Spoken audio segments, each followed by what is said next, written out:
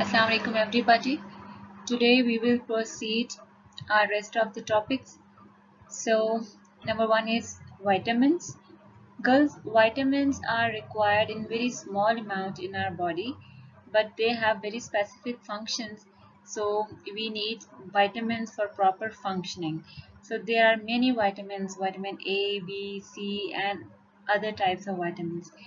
Similarly, minerals are also required in very small amount, but their presence is very important in our body.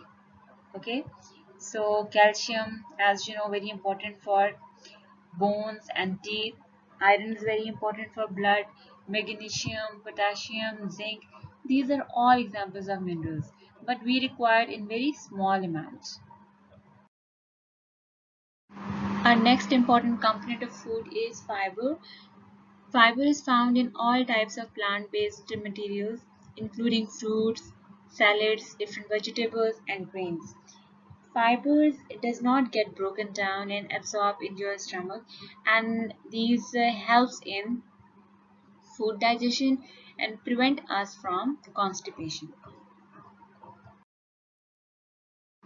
Water is very important ingredient of our food because 70% of our body weight is consist of water. Water helps in transport of food and removal of waste material from the body in the form of urine and sweat. Sweat helps in body to stay cool, and a human being needs at least 8 glasses of water in a day. And if the body loses too much water because of playing and working, that means your body get dehydrated. Okay, this cause blood become thicker and severe pain and cramps in muscles. Dear girls, our body needs a balanced diet that have all the nutrients. Okay, so if any of the nutrient is not present in your food, you may get a deficiency disease. All right, for example, we will start with carbohydrates. Deficiency or excess of carbohydrates will cause weakness and tiredness, mental stress, heart problems, overweight or obese body like you can see in this image, or diabetes.